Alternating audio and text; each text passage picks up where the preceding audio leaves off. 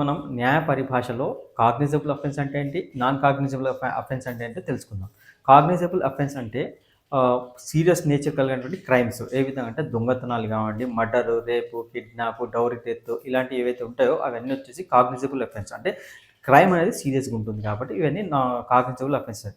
Non cognizable offence అంటే less seriousness కలిగినటువంటి crimes. ఏ విధంగా అంటే ఫ్రాడ్ గాని, చీటింగ్ గానివ్వండి, అసాల్ట్ గాని ఇవన్నీ వచ్చేసి కొంచెం లెస్ క్రైమే కాకపోతే లెస్ సీరియస్‌నెస్ కలిగినటువంటి క్రైమ్స్ కాబట్టి వీటిని నాన్ కాగ్నిజబుల్ అఫెన్స్ అంటారు.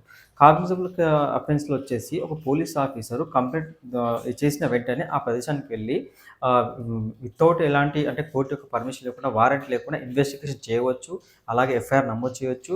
ఆ పర్టిక్యులర్ పర్సన్ ఎవరైతే ఉంటారో అఫెన్స్‌కి పాల్పడిన వ్యక్తిని, ఆ వ్యక్తిని వితౌట్ వారెంట్‌తోని కోర్ట్‌లో అంటే కస్టడీకి తీసుకొని అరెస్ట్ చేయవచ్చు. కస్టడీకి తీసుకోవచ్చు. కానీ నాన్ కాగ్నిజబుల్ అఫెన్స్ విషయానికొస్తే మాత్రం వితౌట్ ఒక మినిస్టర్ యొక్క పర్మిషన్ అంటే వారెంట్ లేకుండా ఏ వ్యక్తిని అరెస్ట్ చేయడానికి పర్మిషన్ ఉండదు.